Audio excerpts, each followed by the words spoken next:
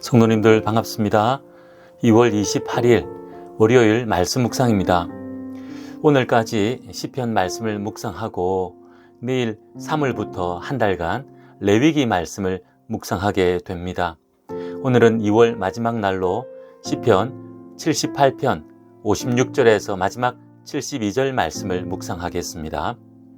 시편 78편에서 시인은 하나님의 은혜와 이스라엘 백성들의 불순종을 역사적인 사건을 들어 서사적으로 기록하면서 하나님께로 돌아오라고 외치고 있습니다.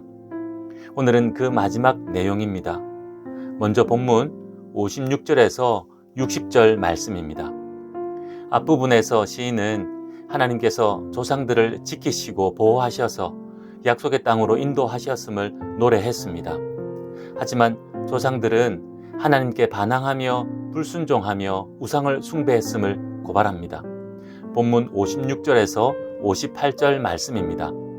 그러나 그들은 지존하신 하나님을 시험하고 반항하여 그의 명령을 지키지 아니하며 그들의 조상들 같이 배반하고 거짓을 행하여 속이는 활같이 빗나가서 자기 산당들로 그의 노여움을 일으키며 그들의 조각한 우상들로 그를 진노하게 하였음에 약속의 땅에 들이셨으나 이스라엘 백성들은 여전히 하나님께 불순종함으로 반항했습니다. 급기야 산당을 짓고 우상을 만들어 세워 거짓된 우상을 섬기기에 이릅니다.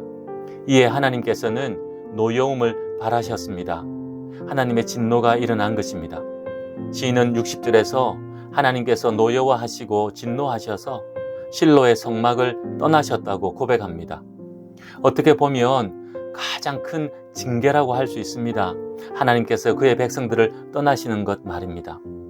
하나님의 백성들에게 하나님의 부재는 가장 큰 절망과 두려움이기에 하나님을 떠나 우상 앞에 엎드린 백성들에게 하나님께서 떠나심으로 징계와 심판을 내리신 것입니다.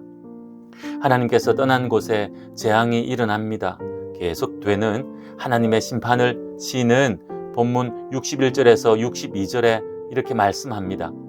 그가 그의 능력을 포로에게 넘겨주시며 그의 영광을 대적의 손에 붙이시고 그가 그의 소유 때문에 분내사 그의 백성을 칼에 넘기셨으니 하나님께서 하나님의 능력과 영광을 포로와 대적에게 넘기셨다 합니다. 무슨 말씀입니까?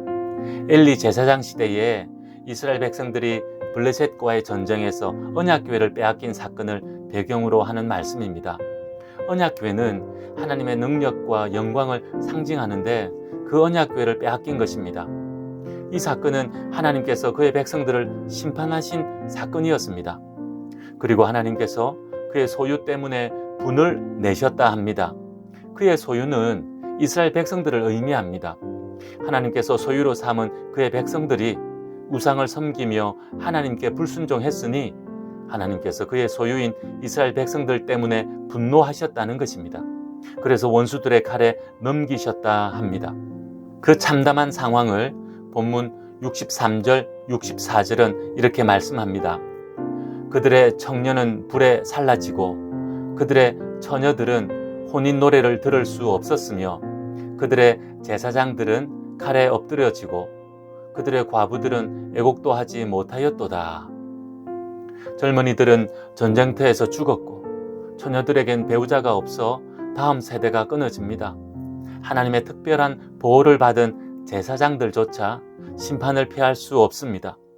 나라의 지도자들도 원수들의 칼을 피할 수 없었다는 것입니다. 그리고 과부들과 같은 약자들에게도 재앙이 미쳐서 눈물이 말라버릴 지경이었다는 것입니다. 하나님의 은혜를 기억하지 않고 하나님께 불순종한 이스라엘 조상들이 당한 하나님의 심판은 이처럼 참담한 것이었습니다. 하지만 하나님께서는 그렇게 그의 백성들을 멸망시키지 않으십니다. 이 땅에서 그의 백성들에게 내리시는 하나님의 심판은 돌이키게 하려는 징계입니다. 그래서 반드시 회복을 계획하시고 이루시는 하나님이십니다. 그 하나님을 시인은 마지막으로 본문 65절에서 72절 말씀을 통해 노래합니다. 65절, 66절 말씀입니다.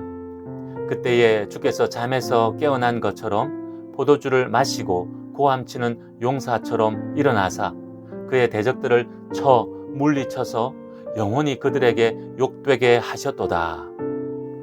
하나님께서는 주무시며 포도주를 마시는 분은 아니시지만 시인은 그처럼 의인화하여 하나님의 행하심을 생생하게 표현하고 있습니다. 그의 백성들을 떠나셨던 하나님께서 이제 그의 백성들을 회복시키시려고 용사처럼 일어나 고함치십니다. 대적들이 이스라엘에게 패하여 이스라엘을 섬기게 될 것입니다. 그렇게 하시려고 하나님께서는 이제 유다 지파를 선택하십니다.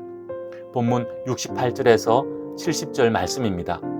오직 유다 지파와 그가 사랑하시는 시온산을 택하시며 그의 성소를 산의 높음같이 영원히 두신 땅같이 지으셨도다. 또 그의 종 다윗을 택하시되 양의 우리에서 취하시며 회복의 역사를 이루시기 위해 유다 지파 다윗을 택하십니다. 다윗은 왕이 되어 시온으로 불리는 예루살렘으로 수도를 삼습니다. 하나님께서는 그곳에서 다윗을 통해 하나님의 통치를 이루어 가십니다. 이렇게 하나님의 회복의 역사를 노래하면서 시인은 본 시편을 마무리합니다. 오늘 본문은 어떤 하나님을 노래하고 있습니까? 그의 백성을 심판하시지만 반드시 회복시키시는 하나님을 노래하고 있습니다. 이 하나님께서 계시기에 우리는 절대로 완전히 망하지 않는다는 것입니다. 우리의 잘못으로 인한 징계가 우리 인생 가운데 있고 때론 우리의 잘못과 상관없이 하나님의 뜻 가운데 있는 환난이 세상 가운데 있어서 우리의 삶에 어려움이 가득하지만 그럼에도 우리가 멸망하지 않는 것은 하나님의 회복의 은혜가 있기 때문입니다. 이스라엘 백성들에게 베푸셨던 회복의 은혜가 이제 영적으로 하나님의 백성된 우리 모두에게 동일하게 주어지고 있습니다. 이 회복의 은혜는 영원한 저 천국에서 영원히 누릴 은혜요, 이 땅에서도 우리의 죄를 회개하고 순종의 자리로 돌이킬 때 누리게 되는 은혜입니다. 그리고 우리를 통해 세상 가운데 선포하며 전하라 하신 하나님의 은혜이기도 합니다. 세상은 지금도 이 은혜를 알지 못해 신음하며 절망하고 있습니다. 이 은혜를 알지 못해 싸우며 전쟁하고 있습니다. 회복시키시는 하나님, 그 하나님의 회복의 은혜를 기억하며 혹 절망 가운데 있다면 소망으로 일어서기 원합니다. 그리고 이 은혜를 알지 못하는 이웃에게, 세상에 전하는 오늘 우리의 삶이 되기를 원합니다. 마지막으로 우리가 회개하고 돌이키지 않을 때 하나님의 징계와 심판이 있음을 기억합시다. 그리고 하나님의 징계와 심판은 우리가 감당할 수 없는 결과를 초래하기도 한다는 이 엄중한 사실을 기억합시다. 심판이 임하고 난 뒤 이렇게 될 줄 몰랐다는 후회는 아무 소용없는 것입니다. 그러니 깨닫게 하실 때 깨닫고 돌이키는 자가 지혜로운 자입니다. 우리의 모습을 돌아봅시다. 하나님의 말씀을 비상적으로 알고 또 알아도 순종하지 않는 우리의 영적 무지와 교만은 없는지 말입니다. 그리고 이 정도면 괜찮겠지라고 여기며 살고 있는 형식적인 믿음은 없는지 돌아봅시다. 더 나아가 유대 종교 지도자들처럼 하나님의 말씀을 변질시키고 왜곡시켜 말씀을 거스르면서도 말씀 잘 지키고 있다고 착각하고 있지 않은지, 그렇게 하여 하나님의 심판을 자초하고 있지는 않은지 돌아봅시다. 오늘도 겸손히 우리 자신의 모습을 말씀의 거울에 비추어 돌아보고 성령님의 인도하심을 따라 살아가는 하루 되기 원합니다. 기도하겠습니다. 하나님 아버지, 우리의 패역함과 하나님의 은혜를 바라봅니다. 변함없이 부어주시는 하나님의 은혜요, 그의 백성들을 징계하시지만 끝내 돌이키게 하셔서 회복의 은혜를 주시는 하나님이십니다. 하지만 우리는 어떻습니까? 여전히 깨닫지 못하고 하나님의 징계와 심판을 자초하고 있지는 않습니까? 겸손하게 우리의 모습을 돌아보게 하셔서 순종의 자리로 나아가게 하옵소서. 이 마음으로 세상을 바라봅니다. 감염병으로, 전쟁으로 세상은 환난 가운데 있습니다. 어찌해야 합니까? 하나님 아버지 도와주시옵소서. 회복시켜 주시옵소서. 하나님의 회복의 은혜가 가득 임하기를 간절히 소원하오며 예수님의 이름으로 기도하옵나이다. 아멘.